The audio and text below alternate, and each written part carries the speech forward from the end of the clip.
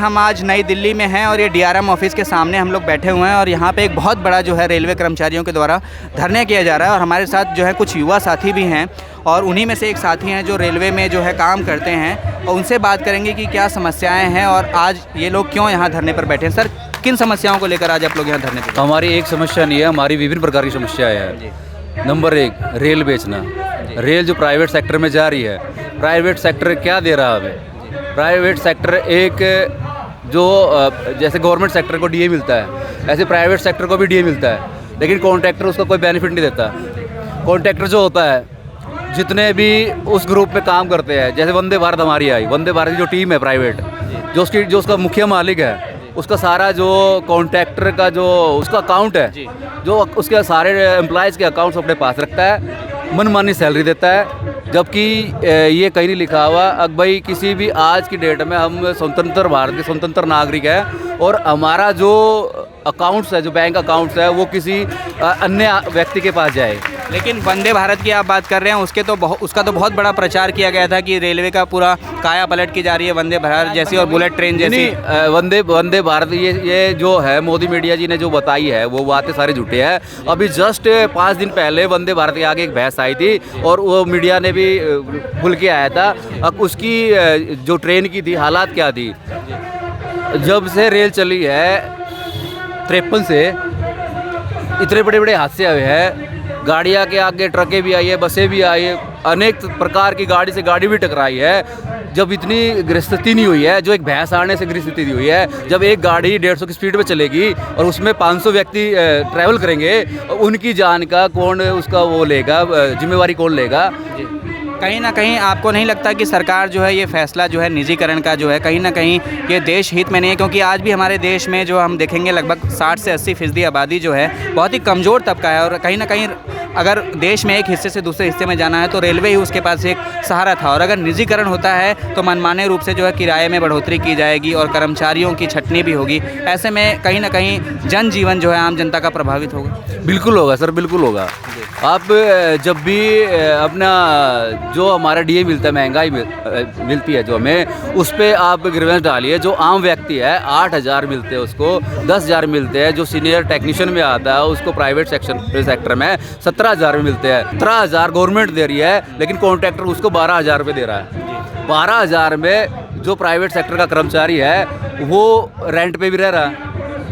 उसमें जो भारत में जो मेडिकल फैसिलिटी है इतनी महंगी है कि अगर एक आम डॉक्टर के पास भी जाओगे कम से कम 500 रुपये लेता वो हाथ पकड़ने के भी।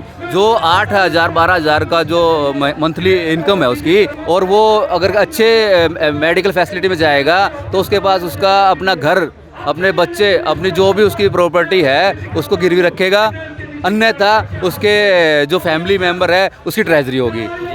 ये प्राइवेट सेक्टर का जो प्राइवेट सेक्टर में जो जा रहा सरकार का है, ये उसका दुर्भाग्य है।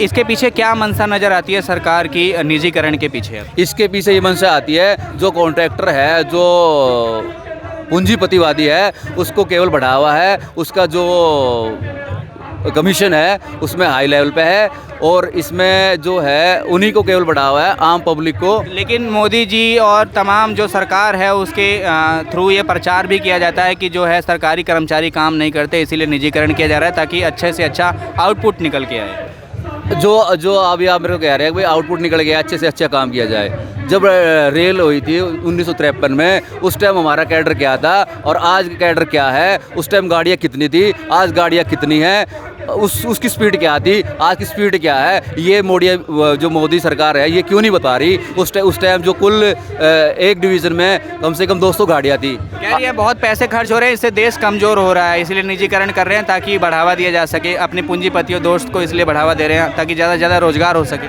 नहीं, एक आदमी के पास 14,000 पहले ही बैंक कर्जा दे रखी है, उसको दोबारा कर्जा दे रहे हैं। आम पब्लिक अगर एक लोन लेने जाती है उससे 17-18 प्रकार की विटनेस एविडेंस मांगती है, तो जो पहले से कर्जदार है उसको दोबारा कर्ज क्यों दिया जा रहा है? सबसे बड़ी तो यही विपत्ता है ना हमारे देश की। ताकि जो है बढ़ावा मिल सके, ताकि उद्योग धंधे लगाए जा सके, लोगों को नौकरी मिल सके, इसलिए कह रहे हैं, इसलिए कर्ज देना पड़ता है। पहले ही देश का कर्जा नहीं उतार सकता तो वो जो है देश का भविष्य कैसे सुधार लेगा? जो अपना ही कर्जा नहीं उतारेगा तो पब्लिक को कैसे खिला देगा वो? आगे आप लोगों क्या कदम रहेंगे अगर आप लोगों की मांगों की सुनवाई नहीं होती है?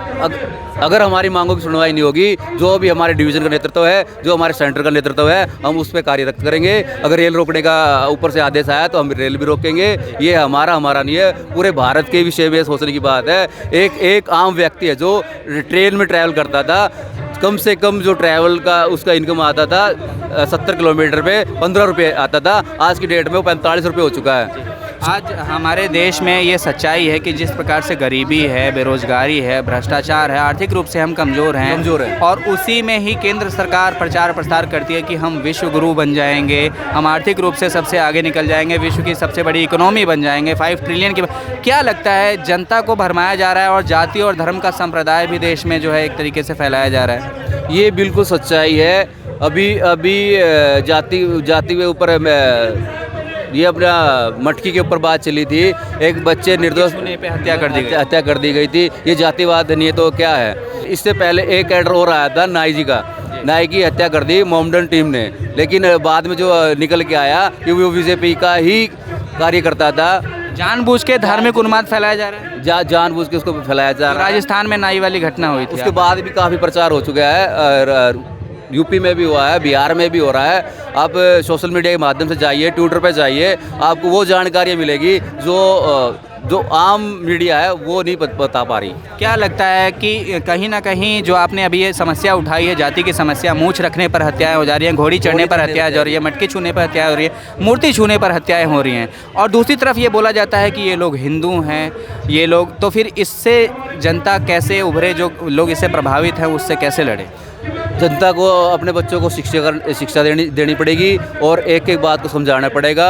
हम भारतवासी हैं, हम किसी कास्ट से कोई संबंध नहीं रखते, हमें केवल शिक्षा पे ध्यान देना पड़ेगा, क्योंकि शिक्षा एक हमारे देश का ऐसा माध्यम है जिसको हर कैडर का बंदा ऊपर के आएगा और अपने परिवार का, अपने समाज का, हर तरह का अपना हक की बात रख सकेगा।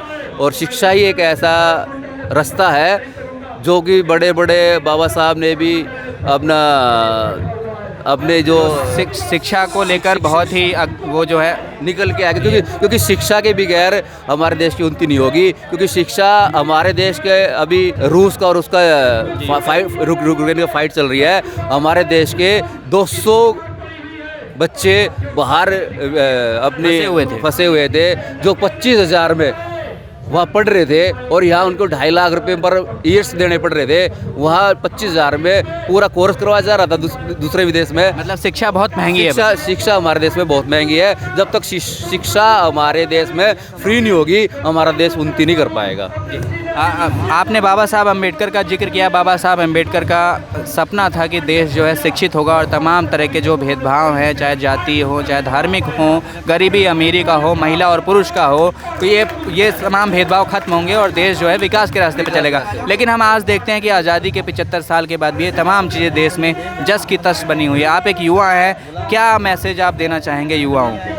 युवा के यही मैं मैसेज देना चाहूँगा। हम ही सभी भारतवासी है, इस देश के नागरिक है। हमें अपने देश के प्रति सोचना चाहिए। हमें अपने ना कि ये सोचना चाहिए वो हिंदू है, वो मुस्लिम है, वो सिख है, वो ईसाई है। हमें केवल शिक्षा पे ध्यान देनी चाहिए। शिक्षा के माध्यम से हम इस जातिवाद को दूर कर सकते हैं और हमारे देश को उन्नति के रास्ते पे ले जा सकते हैं। केंद्र की बीजेपी सरकार को आप किस तरीके से देखते हैं? केंद्र की बीजेपी सरकार को हम एक झूठी और नकारात्मक सरकार देखते हैं, क्योंकि अभी मीडिया में एक बात आई थी और जगह जगह अखबारों में पोस्ट निकले थे।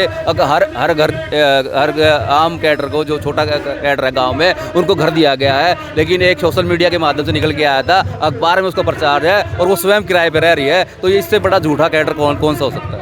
तो शुक्रिया हमसे बात करने के लिए। ये रेलवे युवा कर्मचारी थे जो रेलवे में काम करते हैं और तमाम मुद्दों पर हमने बात करी और किस तरीके से उन्होंने बताया कि रेलवे में जो आज है निजीकरण का खतरा बढ़ रहा है और एनपीएस को लेकर इनकी समस्याएं हैं और अन्य सुविधाओं को लेकर भी रेलवे कर्मचारियों की सुविधाएं हैं और उन्हीं सब समस्याओं को लेकर आज वो यहाँ धरने पर बैठे हैं। और आगे भी जो अगर मांगें नहीं सुनी जाएगी तो इन लोगों के जो वरिष्ठ अधिकारी हैं उनके संरक्षण में ये लोग आगे इसी तरह के और धरनों का आयोजन करेंगे और अपनी आवाज़ को पुरजोर तरीके से उठाने का काम करेंगे। शुक्रिया। मैं अन्य लोगों